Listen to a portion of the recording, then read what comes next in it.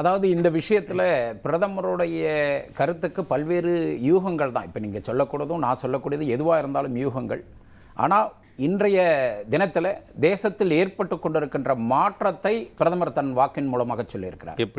எப்படிப்பட்டது அப்படின்னு சொன்னால், இன்று மாநில அரசியல் என்கின்ற ஒரு குறுகிய கண்ணோட்டத்திலிருந்து தேசிய அரசியலை நோக்கி மக்களின் மனோபாவம் திரும்பி இருக்கிறது என்பதை பிரதமர் அவர்கள் தனது குறிப்பான வார்த்தைகள் மூலம் சொல்லியிருக்கிறார். இன்னொரு விஷயம் என்ன அப்படின்னு சொன்னீங்கன்னா, பீகாரின் காற்று அப்படின்னு சொல்லும்போது அந்த பகுதியிலும் குடும்ப அரசியல் வேரோடு வீழ்த்தப்பட்டிருக்கிறது. அத்தகைய காற்று தமிழ்நாட்டிலும் வீசக்கூடிய சாத்தியம் இருக்கிறது என்பதை ஆணித்தரமாக இதன் வாயிலாக குறிப்பாக உணர்த்தி இருக்கிறார்.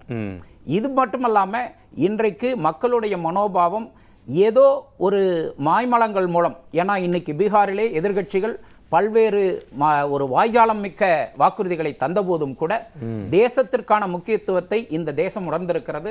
பிரதமர் மோடியின் கீழே இந்த பாரத தேசம் பெற்றிருக்கின்ற வளர்ச்சியை ஒரு கிராமத்தில் இருக்கின்ற சாமானியனும் உணர்ந்திருக்கின்றான் என்கின்ற வகையிலே இன்றைய ஆதரவு நிலை தமிழ்நாட்டிலும் வரும் என்கின்ற அவரது கணிப்பை. தமிழ்நாட்டுக்கு ஒண்ணுமே செய்யலேன்னு கோயம்புத்தூர்ல போராட்டம் நடத்திருக்கக்கூடிய முன்னாள் அமைச்சர் செந்தில் பாலாஜி, மாணவரணி செயலாளர் கூடிய ராஜீவ் காந்தி உள்ளிட்ட பலரும் வந்து பேசியிருக்கிறாங்க. அதாவது ஒரு விஷயம் இதுல என்னன்னா, இந்த 4 வருஷத்துல ஒன்னையாவது செஞ்சிருக்காங்களான்னு கேட்கிறேன்.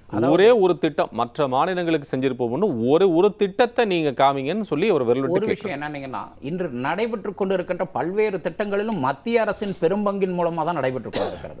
நீங்க இன்னைக்கு ரேஷன்ல கொடுக்கப்படுற அரிசியில இருந்து ஒவ்வொரு விஷயமே இன்னைக்கு வந்து பாத்தீங்கன்னா, மெட்ரோ திட்டத்திலையும் பெரும்பங்கு பணம் மத்திய அரசும் கொடுக்கிறது. ஏதோ மாநில இருக்கக்கூடிய 2ஆம் கட்ட திட்டம் மெட்ரோ ரயில் திட்டத்திற்கு நிதி ஒதுக்கல.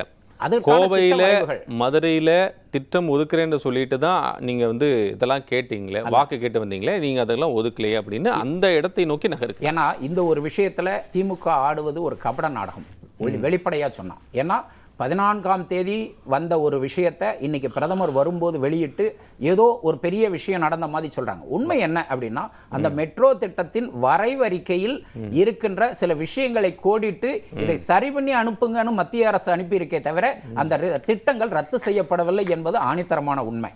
இன்று அரசியல் காரணங்களுக்காக நீங்க அதை எப்படி வேணாலும் மாத்தி பேசலாம். ஆனா உண்மை அது அல்ல என்பது திமுகவுக்கும் தெரியும், இன்றைய தமிழக அரசுக்கும் தெரியும். ஆக தமிழ்நாட்டு அரசு தமிழ்நாட்டுக்கு எதுவுமே செய்யல அப்படிங்கிறது ஒரு போலியான வாதம். ஏன்னா சற்றேறக்குறைய 16 லட்சம் கோடி இந்த 4.5 ஆண்டுகளிலே மத்திய அரசு இந்த தமிழ்நாட்டிற்கு வழங்கி இருக்கிறது என்பதை நமது மத்திய நிதியமைச்சர் அவர்கள் இங்கே தமிழ்நாட்டிற்கு வந்தபோதும் சொல்லி இருக்கிறார்கள். பாரத பிரதமரும் சரி, உள்துறை அமைச்சரும் சரி, ஒவ்வொருவரும் சொல்லும் போதும் பேசி அதே பல்லவியை பாடிக்கொண்டிருக்கிறதே தவிர தமிழக அரசு உண்மையை ஒத்துக்கொள்ள தயாராக இல்லை என்பதுதான் இப்போ விஷயம்.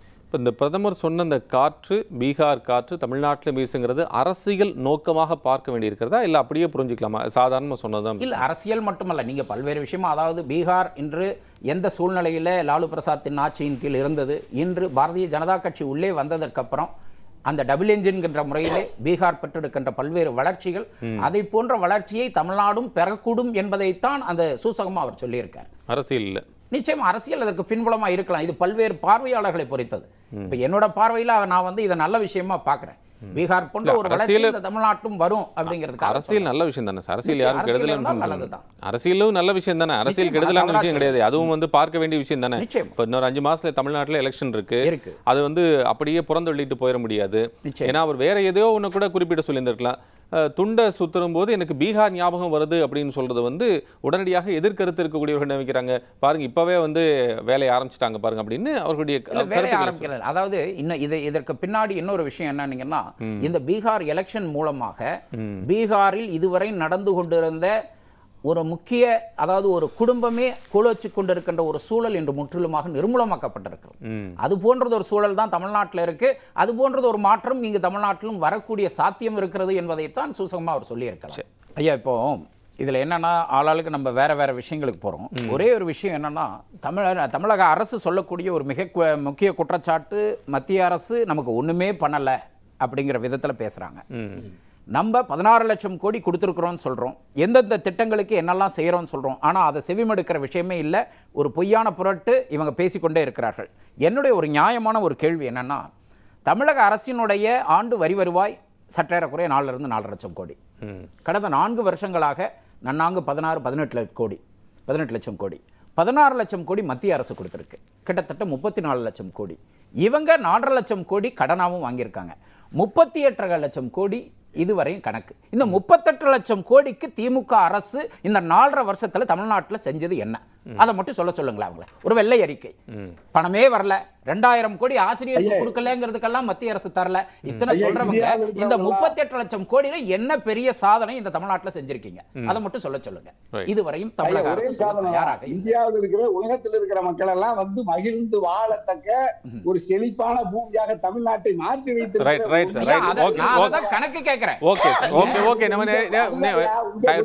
டைம் ஆயிட்டே போகுது. மகிழ்ந்து வாழ்றாங்க. சரி, இன்னொரு விஷயம், தனியரசு சார் கொஞ்சம் நானும் பேசுறேன்.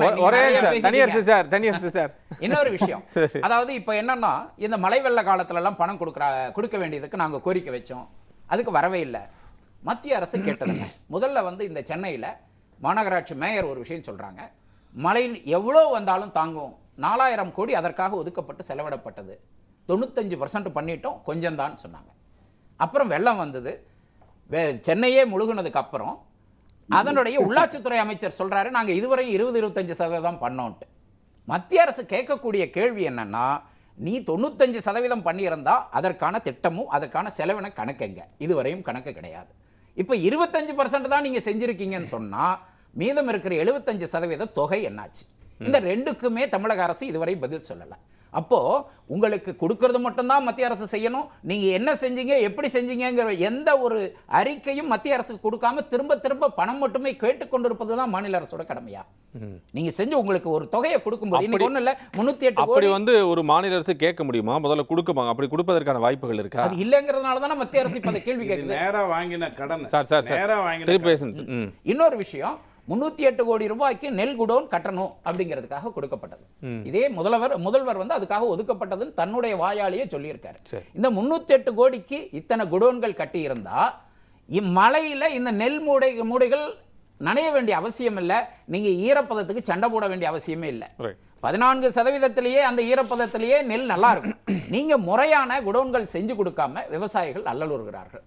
இப்ப பாத்தீங்கன்னா மத்திய அரசு விவசாயிகளுக்கு என்னவெல்லாம் செய்துங்கிறத குறித்து, விவசாயத்துக்கான காப்பீடு திட்டங்களுக்கு என்ன செய்யறோம், விவசாயிகளுக்கு மாதம் தோறும் என்ன கொடுக்கிறோம், இது ஒவ்வொன்றும் திட்ட அறிக்கையாக முறையான கணக்காகவே சொல்றோம். பட் இது எதையுமே மறுத்து தமிழ்நாட்டுக்குள்ள இது ஒரு பிம்பம், இவங்க என்னன்னீங்கன்னா தாங்கள் சொல்றதுதான் உண்மைங்கிற மாதிரி ஒரு கோயபிள்ஸ் பிரச்சாரத்தை உருவாக்கி கொண்டிருக்கிறார்கள். அது தவறு என்பதை நான் ஆணித்தரமாக சொன்னேன்.